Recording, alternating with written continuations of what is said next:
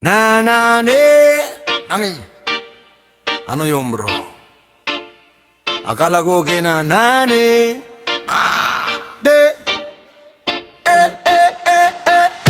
Gising ng umaga, hawak ang cellphone. May nakita sa feed na pataas ang noo ko. Sabi niya chill lang, walang problema. Pag-check ko sa GC, may drama na pala.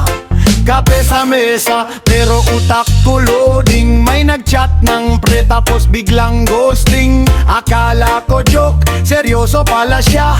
Napatingin ako sabay, sabi ng nanene. Anong nangyari? Kanina chill, ngayon may konspirasi. Nanene, di ko gets pare. Parang pelikula pero walang replay. Nanane. Nani, ano ba yan? Biglang nagiba ang usapan na nani. Nani, grabe naman, Pinoy moment na naman. Nanane, nani sabay sway sabi. Kahit walang pera, basta good vibes sa street. Nanane, tawa lang ng tawa. Buhay ay magulo pero reggae ang dala. Hanyoy, uwo,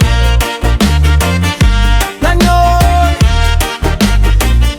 May tropang nag-post, last na to swear. Maya may part 2 na agad fair. Sabi niya 5 minutes, lumipas ang isang oras. Pag tinanong mo bro, traffic lang sa labas. Sa video ke todo birit, feeling superstar. Pero pagdating sa chorus pare, ikaw na muna. Lahat nakatingin, walang gustong umamin. Ako na lang sumigaw habang bitay umaalo. Nanini, anong eksena? Chill lang tropa, walang problema. Nani, buhay ay trip.